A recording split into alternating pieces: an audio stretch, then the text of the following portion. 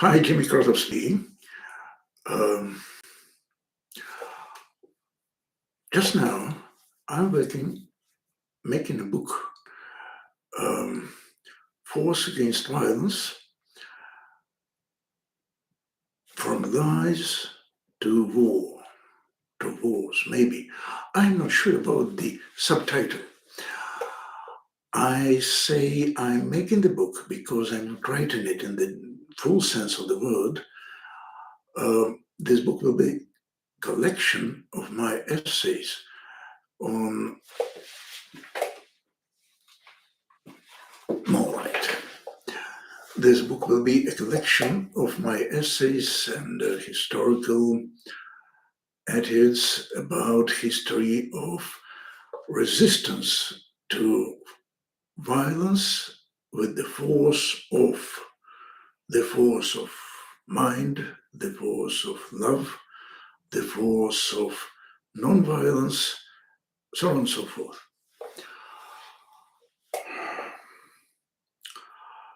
And in Russian, it sounds a little bit more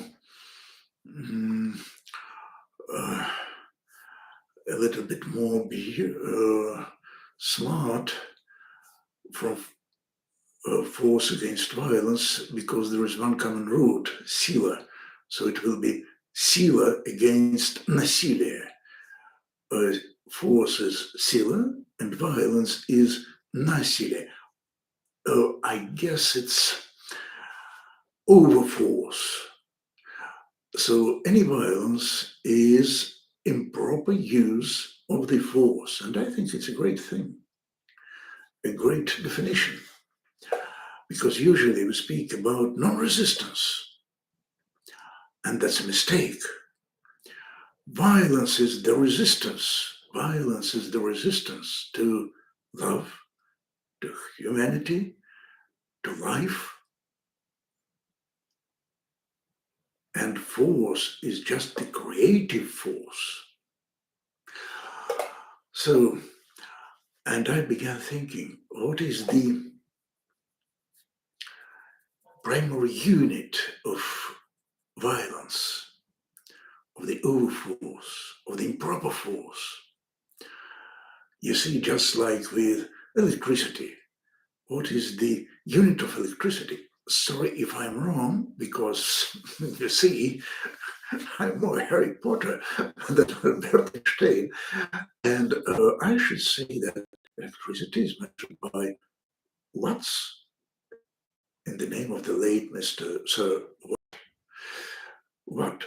And what is the smallest unit of the violence? And I thought that maybe it is just the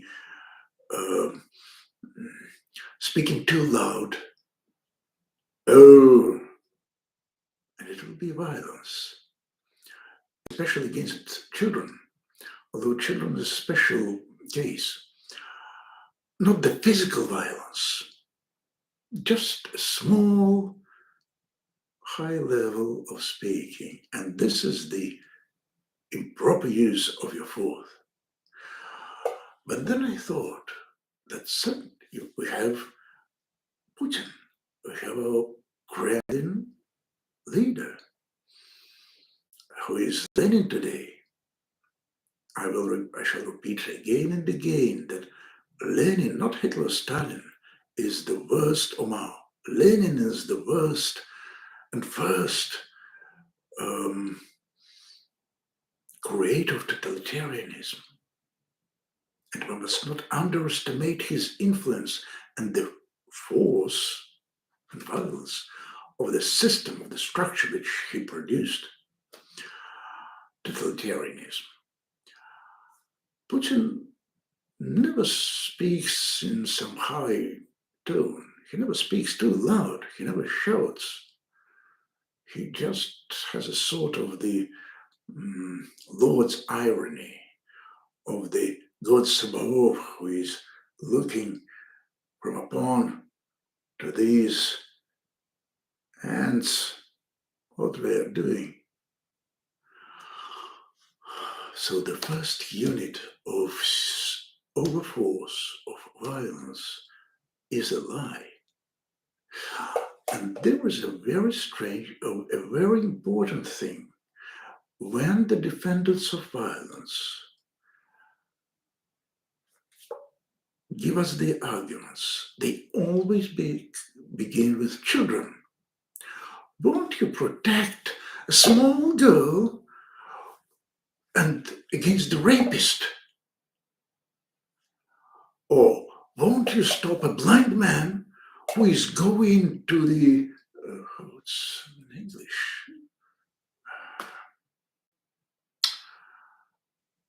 Who is going to the fire, for example? I shall remember later, I guess. Yeah. Okay. So, my father was arrested when I was 9 months old, and he was imprisoned on political grounds for 18 years in the concentration camp for political prisoners. Up to 13 or 14 years, I lived with knowledge that my father is seriously ill and he's in some hospital. My mother told me so. And you see, when you say this to a boy, when he's just so young that he believes in Santa Claus and anything, he will just take this as the pre-knowledge. Obvious. Well, the earth is round, sky is blue, mother is good, father in the hospital, no problem. She told me the truth when I'm 14 or 15 years old, I don't remember. I was shocked. Now I think that she was right when she didn't tell the truth to the small boy, 3 years old, or 5 years old, or 6 years old, or 8 years old. But whether she was correct to tell me this when I was 14 years old, I don't know. It depends on my development as a child. You see, there is a point where a human goes from child to adolescency, childhood to adolescency. And usually in ancient time, this point was 13 years old. In the Jewish tradition, it is the age when the boy goes to the rite of bar mitzvah, son of sclerosis, son of the testament. Or girl will be the daughter of the testament, bat mitzvah. So it's the beginning, actually, not of adolescent, but of the adult life. You're responsible for your sins now in the face of God, yourself, not your father or mother. You're an adult. We live in the more human society, and our childhood is a little bit prolonged. So I guess she was right. But still, when you tell the lie to a child, it's not the lie in the sense of violence. Sometimes, because this is the child. But when the child becomes an adult, the lie stops being right. Now, adult is a human who must know the truth. Not can know, not may know, must know the truth. This is our not duty. This is the essence of our humanity. And totalitarianism of the Lenin style, and I don't know any other totalitarianism, makes a human just a child. So truth becomes a sort of spiritual bread which is given only according to your position in the system of oppression. The full truth is given only to one man, Lenin, Putin, maybe to Dzerzhinsky, I don't know. To one man, totally one. And on all other stages of the social hierarchy, which is more elaborate under totalitarianism, people receive different portions of truth. Or you can put it another way, they are cheated in different ways. The higher you go, the less you are cheated. And this is not only in the totalitarian society like Russia or China or Northern Korea. It's in any society, although in a quite different degree.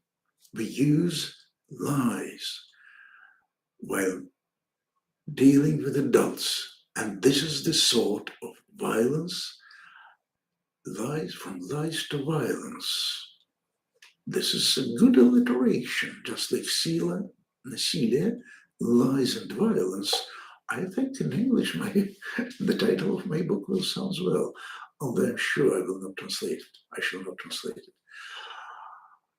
So the lie, the smallest lie, when you're dealing with an adult, is the first form of violence.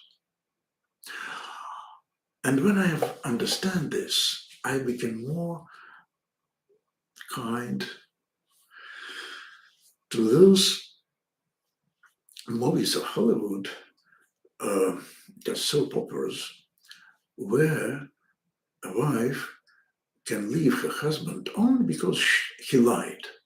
And sometimes his lie is so small that it is ridiculous to leave the husband only because he told you that she went to the bar and actually he went to the church. You lied to me. You went to the bar. Oh, no, you went to the church. And you said you visited the bar. He can say that he visited the bar, that he visited the church and go to the bar still. Don't lie. And I think it's, although I hope my wife will not behave this way, I'm not lying to her, actually. I love her. And when I'm in need to lie to my wife, I simply joke. I tell the truth with love. And this helps.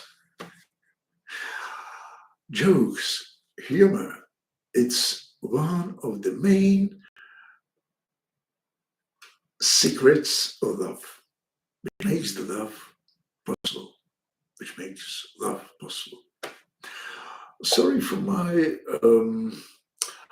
barbaric use of articles, because I've never lived in the English-speaking country. The only country where I lived for more than a week was Israel. Oh, I've been in States for the whole month, yeah. But I was mostly lecturing. It was a monologue. I've spoken with Americans, not only a month, although I visited more American countries than I think many Americans do. From New York, Washington to Atlanta, Grand Rapids, Michigan, where was my headquarters. I've been in Hollywood, in Santa Barbara, and I guess, 4 or 5. I've been in Provo, Utah. Okay, nevermore, as one of the heroes of Edgar Allan Poe said, nevermore. It's not my decision, sorry. It's your decision, the Americans' decision.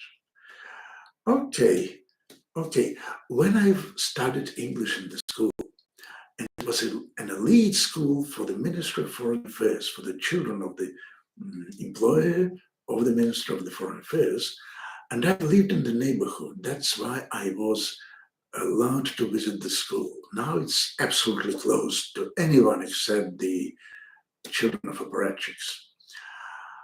And this is why I speak English, well, better than an average Russian, but with British accent, because our teachers went to Cambridge to study English, to practice English.